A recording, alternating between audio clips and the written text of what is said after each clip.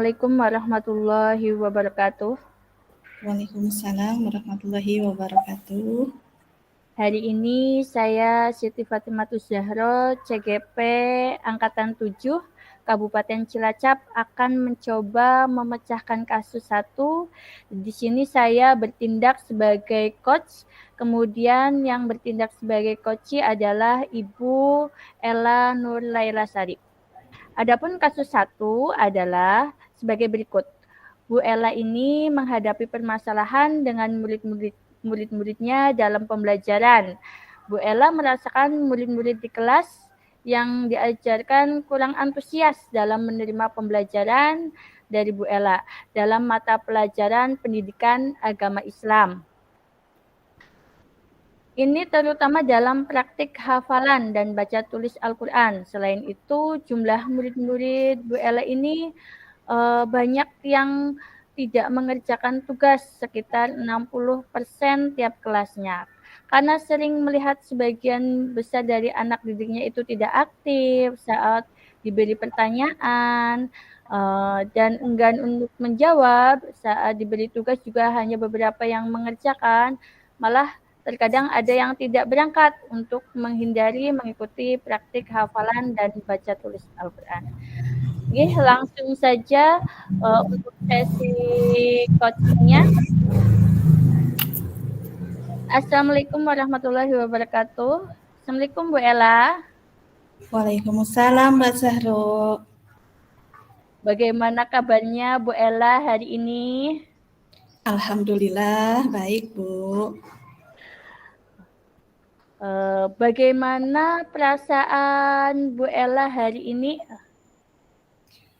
Alhamdulillah baik juga, walaupun dengan menghadapi berbagai jadwal yang lumayan padat ya. Terus apakah hari ini Bu Ella ada yang mau diceritakan? Sepertinya di hari-hari yang padat ini kelihatannya Bu Ella ini bingung ini. Iya Mbak, sebenarnya saya sedang bingung loh. Saya mau cerita kalau akhir-akhir ini saya merasa yang kurang baik itu terkait pembelajaran di kelas. Jadi menurut Bu Ella itu apa sih yang diharapkan dari obrolan kita hari ini seperti itu? Begini ya Bu Zahro, akhir-akhir ini kan saya merasa murid-murid di kelas itu kurang antusias dalam penerimaan pembelajaran dari saya, terutama dalam mata pelajaran yang saya ampu, terutama dalam praktik hafalan dan baca tulis Al-Quran. Selain itu jumlah murid-murid yang saya ajar dalam mengerjakan tugasnya itu hanya sekitar 60%-an saja. Jadi dalam pembicaraan kita kali ini saya berharap ada solusi atas permasalahan saya tentang antusiasme murid-murid yang saya ajar ya Bu, dan anak-anak menjadi tidak takut lagi saat praktik hafalan dan baca tulis Al-Quran. Seperti itu Bu. Oh iya, seperti itu Bu. Nah kalau melihat dari yang tadi Bu Ella kemukakan, katakanlah kalau misalnya anak tersebut memiliki tingkat antusiasme dalam pembelajaran PAI itu sangat baik, itu ada di level 10 nih Bu Ella. Kalau seumpamanya saat ini berarti kira-kiranya itu ada di level berapa gitu Bu Ella, posisi anak didik Bu Ella saat ini, seperti itu? Sepertinya saat ini masih di level 6 sepertinya Bu, karena saya lihat masih sebagian besar dari anak didik saya itu tidak aktif saat diberi pertanyaan ataupun ketika berinteraksi di kelas mereka lebih banyak diam, nggak menjawab. Saat diberi tugas hanya beberapa saja yang mengerjakan. Malah terkadang ada yang tidak berangkat untuk menghindari mengikuti praktik dan hafalan baca tulis Al-Quran. Oh, berarti ada yang tidak berangkat ngibu nggih, terus ada yang diam, pasif, tidak mau ikut menjawab pertanyaan. Oh, seperti itu ngibu ya. Kira-kira untuk merubah itu semua itu Bu Ella itu membutuhkan waktu berapa lama nggih agar dapat meningkatkan level pembelajaran antusiasme dari peserta didik Ibu ini?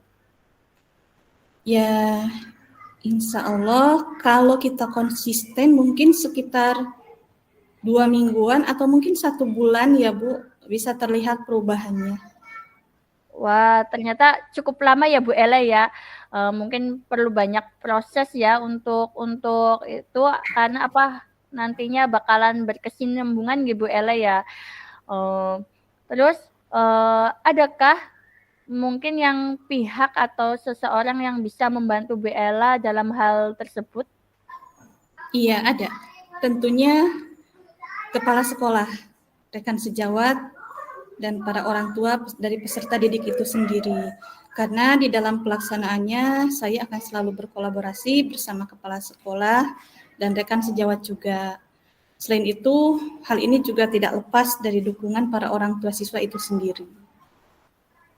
Wah, bagus sekali ya Bu Ella pemikirannya untuk kedepannya ya Bu Ella. Terus untuk menurut Bu Ella ini hal apa saja yang membuat murid-murid ini kurang antusias dalam pembelajaran yang Ibu lakukan, salah satunya dalam pembelajaran pendidikan agama Islam ini ya, terutama dalam hal praktik hafalan, terus baca tulis Al-Quran. Ini yang membuat murid-murid tidak antusias itu mungkin ada apa gitu Bu? Kalau saya ingat kembali, hal yang menyebabkan murid-murid saya kurang antusias adalah yang pertama, mungkin pembelajaran saya sepertinya sedikit membosankan ya Bu, terlalu monoton gitu. Saya terlalu dominan ketika berbicara, bercerita di depan murid, karena saya terbiasa menggunakan metode ceramah saat pembelajaran. Jarang menggunakan metode atau model-model pembelajaran lainnya. Yang kedua, sepertinya saya tidak memberikan kesempatan buat murid untuk berpendapat atau aktif secara langsung dalam pembelajaran. Yang ketiga, sepertinya saya perlu taktik lain ya agar anak bisa senang itu saat kegiatan praktek hafalan dan baca tulis Al-Quran. Seperti itu sepertinya Bu. Oh, begitu Ibu. Kira-kira apa saja yang dapat membuat murid Ibu itu bisa antusias dalam pembelajaran, terutama dalam pembelajaran mata pelajaran pendidikan agama Islam ini, terus supaya tidak takut lagi ketika menghadapi praktik hafalan dan baca tulis Al-Quran. Kira-kira menurut Ibu itu apa yang bisa dapat membuat lebih antusias seperti itu, Bu? Menurut saya, murid-murid pasti menginginkan pembelajaran yang asik tentunya, yang tidak monoton, tidak membosankan, atau mungkin anak-anak tidak menyukai pembelajaran praktik hafalan ya, dan baca tulis Al-Quran itu sendiri, karena memang mereka belum bisa atau tidak mengaji di rumahnya juga. Sepertinya begitu ya, Bu. Wah, saya sependapat sih Bu dengan Ibu, karena biasanya permasalahan untuk guru PAI itu seperti itu Ibu ya, tidak jauh beda. Lalu menurut Ibu, pendapat Bu Ella ini apa saja sih yang bisa membuat murid-murid itu asik, terus tidak bosan pada pembelajaran yang Ibu lakukan, terutama dalam mata pelajaran pendidikan agama Islam ini, dan tidak takut lagi ketika menghadapi hafalan ataupun tes baca tulis Al-Quran. Menurut Ibu, apa sih yang bisa membuat murid-murid itu asik gitu? Tidak terkesan menghindari lagi dengan pembelajaran kita ini gitu. Iya, Menurut saya, pembelajaran PAI ini harusnya berpusat pada murid ya. Murid diminta untuk aktif dalam pembelajaran, kemudian adanya ice breaking atau games supaya pembelajaran lebih menarik tentunya, atau mungkin dengan menggunakan metode atau model-model pembelajaran yang lebih menarik, semacam mix match, snowball throwing, mind mapping, dan lain sebagainya. Selain itu, saya juga ingin berkolaborasi dengan orang tua di rumah agar anak-anak juga lebih terpantau apakah mereka semua sudah ikut mengaji ataukah tidak. Jadi untuk pembelajaran di sekolah seperti praktik hafalan dan baca tulis Al-Quran, anak-anak pun tidak mengalami ketertinggalan lagi. Wah, hebat sekali ya Bu, rencana Ibu itu menurut saya itu saya sangat mengapresiasi bahwa rencana Ibu itu sangat bagus dan mungkin saya juga bisa menerapkannya di sekolah saya juga ya Bu ya. Terus lalu mengenai tugas yang diberikan kepada murid-murid Ibu, apakah itu juga menjadi salah satu penyebab sehingga anak-anak itu kurang antusias terhadap mata pelajaran yang Ibu Ella ampu gitu? Kemungkinan bisa jadi seperti itu loh Bu, karena tugas yang saya berikan sepertinya keseringannya terlalu banyak dan berisi pertanyaan-pertanyaan yang menjenuhkan sepertinya, tanpa saya memberikan sumber belajar yang beragam, apalagi mengasihkan. Kalau boleh tahu, Ibu Ella ini menggunakan sumber belajar apa saja gitu di kelas saat mengajar pembelajaran pendidikan agama Islam seperti itu? Saya biasanya menggunakan buku teks yang ada di perpustakaan dan juga menggunakan LKS. Oh, apakah ada sumber lain gitu selain buku teks atau LKS yang digunakan oleh Bu Ella? Saya pikir banyak sebenarnya ya Bu. Sumber belajar itu seperti video YouTube, artikel di blog, atau tulisan ilmiah di internet juga.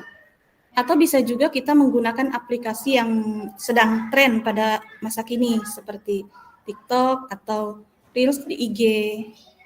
Mungkin bisa digunakan juga sepertinya. Oh, iya iya ya.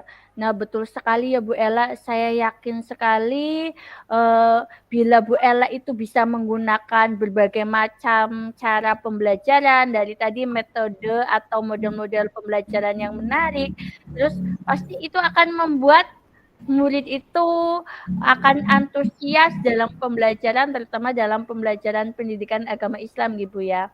Iya. Selain itu, apakah ada hambatan yang Ibu alami saat ini? Hambatan yang saya hadapi saat ini mungkin tingkat kesiapan saya sendiri, Ibu, karena banyak sekali tugas-tugas guru. Contohnya membuat administrasi semacam RPP, Prota, Promes, dan lain-lain sebagainya. Ada tambahan mengerjakan BOS, mengerjakan tugas saya sebagai CGP. Selain itu saya juga harus mengurus kegiatan saya di rumah, keluarga. Sepertinya saya kurang bisa membagi waktu untuk mempersiapkan pembelajaran yang menyenangkan dengan segala kelengkapannya. Saya juga terkendala dengan tidak semua orang tua peserta didik ini memiliki handphone atau WA, sehingga sulit untuk berkomunikasi dengan para orang tua untuk bekerja sama di dalam hal membimbing anak, terutama urusan mengaji. Mungkin seperti itu, Bu. Oh, jadi Iya. banyak sekali hambatannya ya Bu Ella, dari mulai persiapan, terus karena tugas guru kan itu tidak hanya mengajar saja, ternyata ada administrasi juga dan selain sebagainya. Kita sebagai ibu rumah tangga ya Bu ya, Iya, betul seorang sekali. perempuan pasti ada juga tugas di rumah ya. Iya, Uh, betul.